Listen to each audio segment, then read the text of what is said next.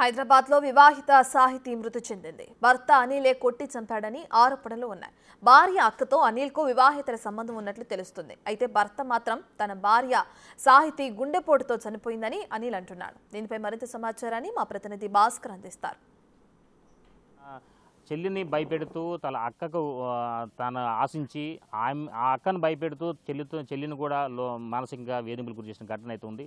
అసలు వింటుంటేనే విస్తుపోయే ఘటన నెలకొంది. ఇప్పుడు తన యొక్క అక్క అంటే మృతురాలు యొక్క అక్కతో చూద్దాం. ఒకసారి మనం చూద్దాం. అమ్మ అసలు ఏం జరిగింది తల్లి? అసలు ఏంది అసలు ఈ మృతికి గల కారణం ఏందమ్మా? ఈ చెల్లి మృతి చెందింది, నిజం చంపింది అంటున్నారు. ఏంది ఇదంతా?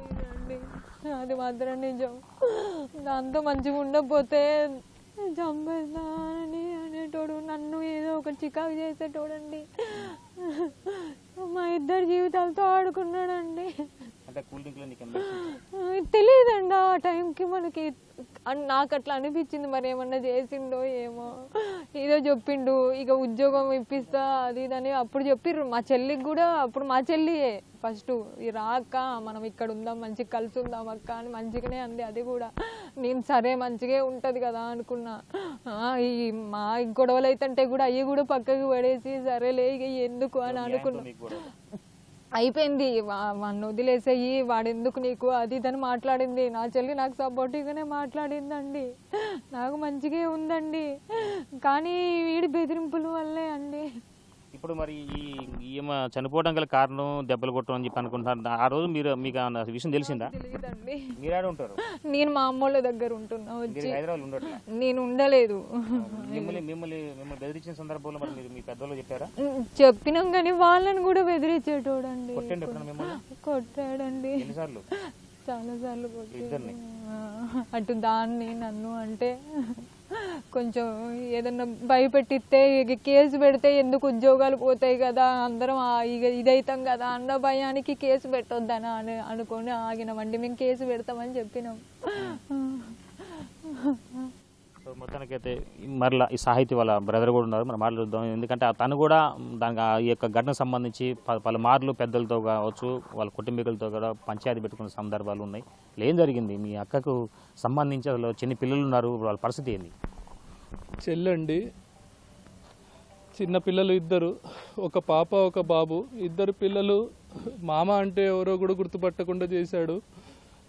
ఎంతో అన్యూన్యంగా ఇదే ఇంట్లో ఇక్కడే ప్రతి పండగకి అందరం కలిసి ఆడుకుంటూ సంతోషంగా గడిపేటోళ్ళం. ఇవాళ ఇంటికి ఇట్లా వస్తుందని అస్సలు అనుకోలేదు.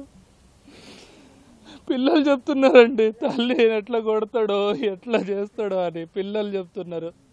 నేను చెప్పనక్కర్లేదు, వాడ్మూలం మొత్తం మీరు పిల్లల దగ్గరే తీసుకోవచ్చు.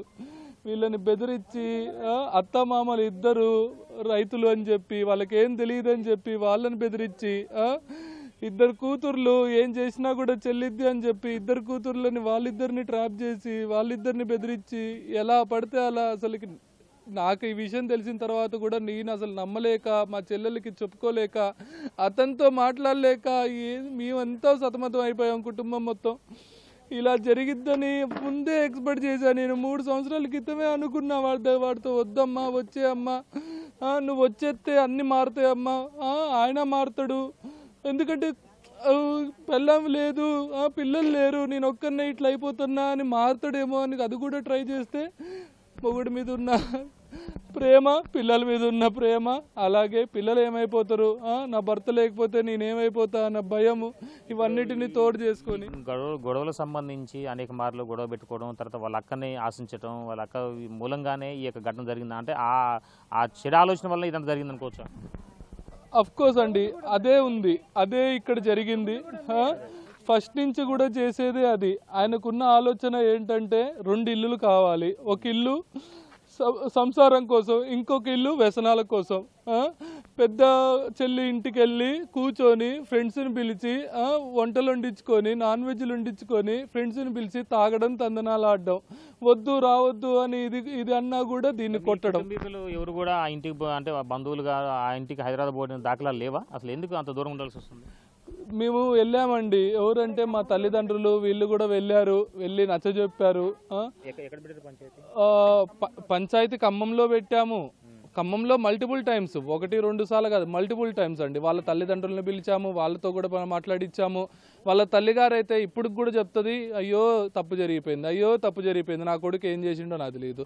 గొడవలు అయితే అవుతున్నాయని పోలీస్ వాంగ్మూలం కూడా ఇచ్చారండి కంప్లీట్గా. ఈ యొక్క సాహితీకి రవికి సంబంధించిన చిన్నపిల్లలు వాళ్ళంతా కూడా అసలు ఏ పరిస్థితికి అంటే వాళ్ళకి ఏం జరిగింది, తమ తల్లి ఎక్కడ ఉంది, తండ్రి ఆడునుడు అనేది కూడా తెలుసుకుని పొజిషన్ ఉన్నారు. ఒక పిల్లకి 4 సంవత్సరాలు, మరో పిల్లలు బాబు చూసుకుంటే బాబు చిన్నవాడు, పాప చిన్నది. మొత్తానికైతే వాళ్ళకి తల్లి తండ్రి ఇప్పుడు ఆడున్నారో కూడా తెలియని పొజిషన్లో వాళ్ళు బిక్కమొహం వేసి చూస్తున్న పద్ధతి ఉంది.